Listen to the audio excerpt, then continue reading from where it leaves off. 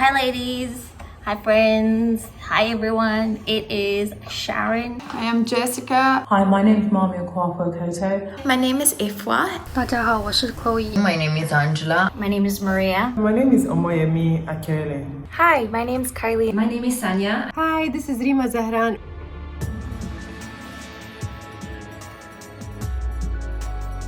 Dubai, Italy, London, 中国的广州 Nigeria, Austria. Down under. Brazil. Ghana. The United States.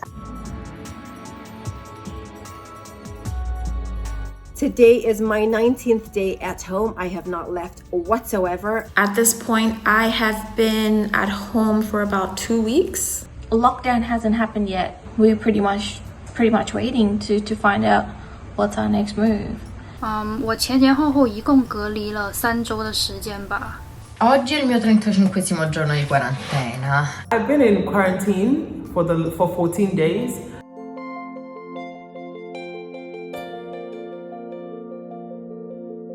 My country, Ghana, pretty much responded immediately after the first 3 coronavirus cases were announced.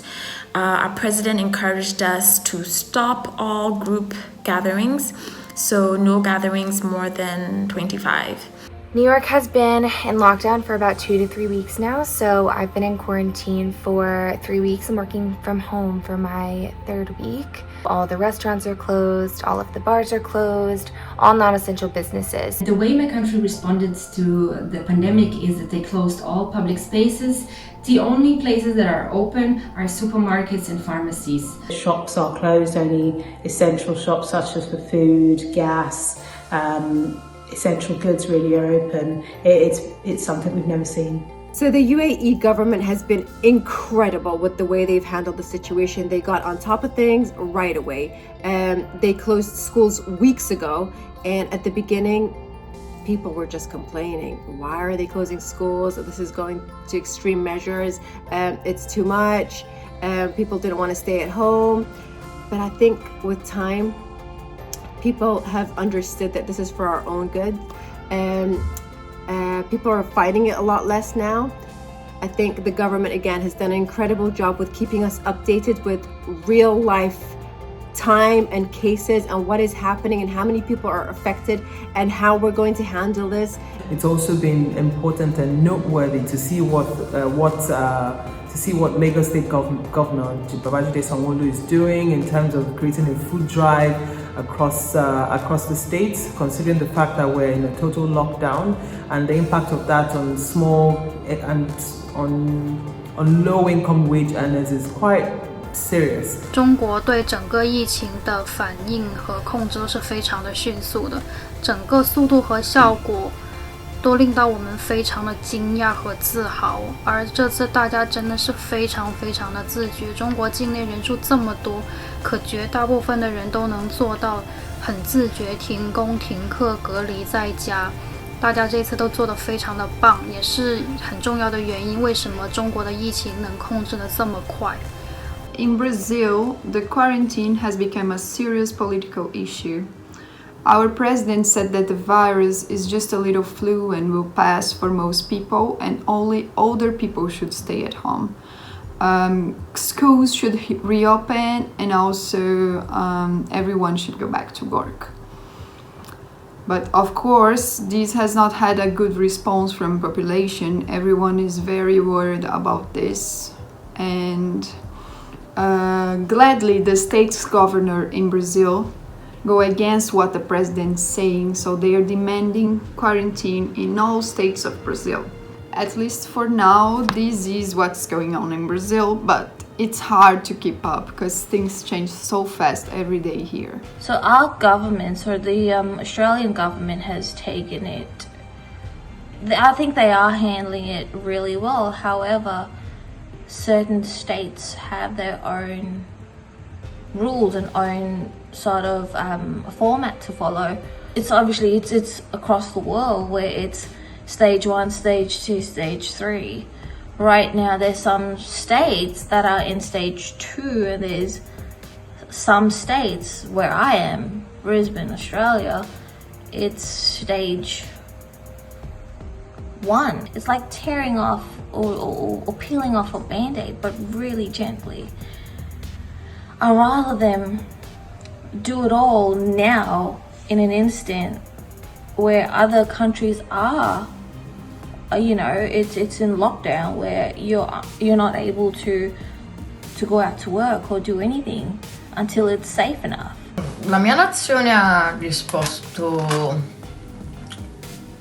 in ritardo. Si sarebbe dovuto fare un lockdown molto prima del 9 marzo. Si sarebbe dovuto mettere l'Italia in lockdown da almeno il 25 febbraio. I feel like for the most part, in the best way, I think our country is acting wisely, but I do still think that we have a long way to go. And I don't think that this is far from over. So I really think that we need to start heavily considering continuing this lockdown for as long as it takes in order to get this virus under control.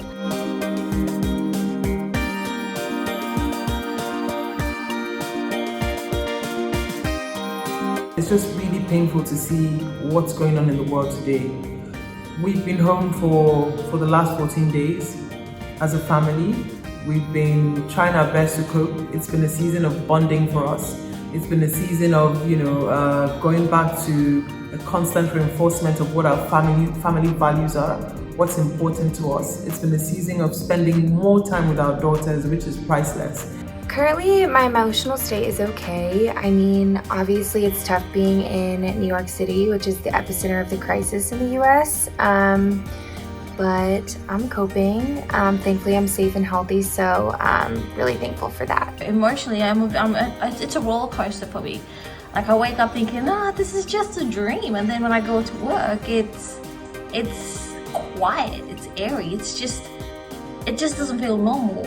Like from you watching, you know, the world coming to an end in movies on the big screens to it playing out in reality, it still hasn't really sunk in that this is happening. So I am a bit of a mess at the moment because I feel I don't know how to feel. I don't know how to hack it. I don't know how to take it. Il mio stato d'animo durante questi giorni è molti ups and downs. Uno stato d'animo molto strano, comunque la situazione è strana, è una situazione molto brutta, una situazione nuova che si fa fatica ad adattarsi e spero che non ci dovremo mai adattare per sempre. 到后来，现在经过已经差不多3个月了吧，各方面开始恢复正常了，中国境内的疫情相对控制下来了。我整个人才相对情绪缓和一些吧。不过最近其他国家变得严重起来，令到我又非常的担忧，因为我有很多的亲朋好友是住在纽约，而纽约现在又是美国疫情最严重的中心。So I've been trying to keep occupied so I don't overthink anything. But I'm also very worried about how is going to be the situation in Brazil in about 30 days or so. I feel good. I feel relaxed and happy, but at the same time I became very cautious, and it makes me realize how serious the situation actually is worldwide. When I hear about the pandemic spreading to so many other countries and so many people dying. I must say it was extremely unsettling at first, hearing about the pandemic and how it would impact my life, my family's life, work, the economy. But now I'm just taking every day as it comes. When the first cases were reported in my country, Ghana, my first emotion was anxiety, thinking how quick is this gonna spread? Is our health system ready? Is the population ready? Can we protect ourselves? Do we know what to do? And then came over me was an emotion of calm.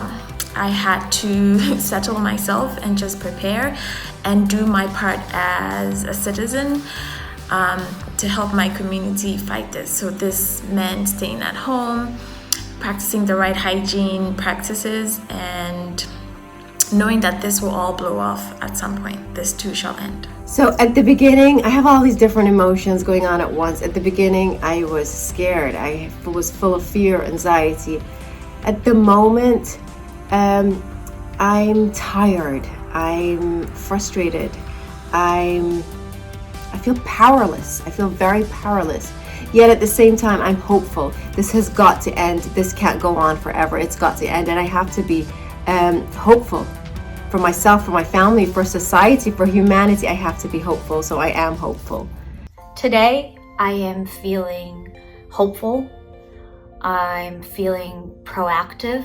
I am feeling like I feel like this time, this pandemic that we are experiencing globally is acting like a massive reset for us, and it's forcing everybody to shift perspective, and that makes me hopeful, because I think that for so long, especially in our country, and I'm sure around the world, we've been experiencing a lot of hate.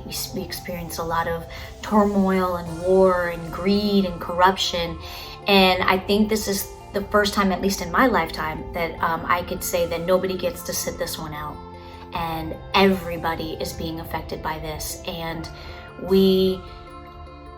I think we're growing tired of the division, and we're all sort of bound together by this one thing that's happening globally, and it's really squeezing out the best of our humanity.